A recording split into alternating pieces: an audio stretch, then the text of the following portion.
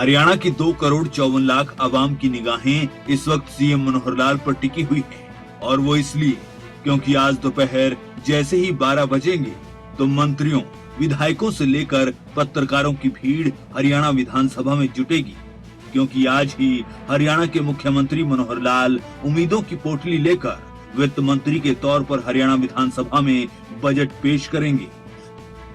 तो वहीं दूसरी ओर लगातार बढ़ रही महंगाई से त्रस्त हरियाणा वासी यही उम्मीद लगाकर टीवी के सामने बैठेंगे कि बजट वाली पोटली से कुछ करिश्माई घोषणाएं होंगी और आमजन को सौगात मिलेगी।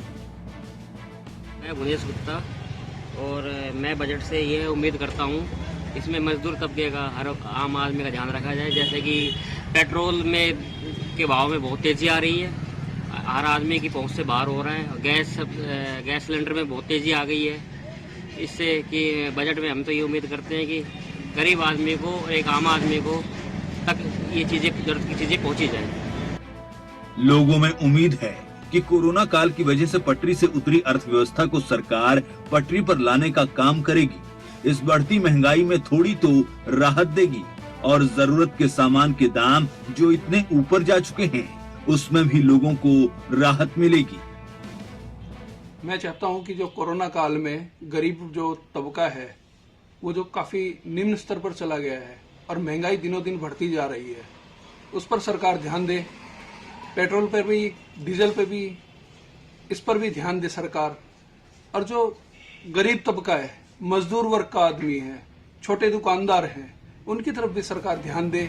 सिर्फ हरियाणा की आम जनता को ही नहीं, किसानों और आड़तियों को भी हरियाणा की इस सरकार से काफी आस है। आड़ती और किसान दोनों इस उम्मीद में हैं कि इस बार सरकार किसानों को भी राहत देगी। हमारी कुछ दिक्कतें हैं, उनकी तरफ ध्यान दिया जाए। पहली तो यह है जो नई अनाज मंडियां हैं उनमें जो कंप्लीशन सर्टिफिकेट मिलता है उसके मिलने में हम बड़ी दिक्कत है। उसका शरीरीकरण किया जाए। हर काम में भाई कंप्लीशन सर्टिफिकेट चाहिए, तो वो आसानी से बनता नहीं है। जब तो इसी हमें उम्मीद है कि हमारी इस बात पे ध्यान दिया जाएगा। कोरोना काल में अब काम से ज्यादा लोगों को अपने स्वास्थ्य और बच्चों को अपनी शिक्षा की चिंता है और इसमें कोई दो राय नहीं कि कोरोना ने शिक्षा पर बहुत असर डाला। ऐसे में हरियाणा का युवा वर्ग भी आस लगाए हुए है कि स्वास्थ्य और शिक्षा का बजट उम्मीदों के मुताबिक होगा। जिस हिसाब से महंगाई बढ़ी है तो बजट में सबसे पहले तो एलपीजी और सिलेंडर, जो घर की घरेलू चीज़ें हैं और पेट्रोल है, इनको कहीं ना कहीं टैक्स कम करके लोगों को आराम देना चाहिए इस चीज़ से कि बंदों का बजट सही है, क्योंकि कोरोना काल में वैसे ही मंदी रही है। और दूसरी हेल्थ को लेकर है कि जिस हिसाब से अभी तक ओपीडी नहीं चल रही थी, तो ओपीडी खुल के काम करें, डॉक्टर खुल के कहें, जिससे कि लोगों को आराम मिले और ट्रेनें चालू हो जाएं, जो सुचारू रूप से काम हो जी, वो तभी तरक्की होगी जी। सर, हम ये सोचते हैं कि जो गरीब बच्चे हैं उनके लिए एजुकेशन की फ़ीस, स्कूल की फ़ीस कम की जाए। और हम ये सोचते हैं कि मतलब सभी बच्चे एजुकेटेड हो ताकि हमारा जो इंडिया है वो आगे बढ़े। बजट 2021 का काउंटडाउन शुरू हो चुका है।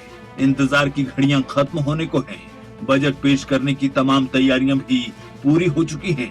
ऐसे में हम तो यही उम्मीद करते हैं कि मनोहर बजट पेश हो, आमजन को राहत मिले, किसानों, व्यापारियों और युवा वर्ग को खुशखबरी मिले और अर्थव्यवस्था पटरी पर लौटकर फिर से रफ्तार पकड़े। स्पेशल डेस्क, खबरें अभी तक।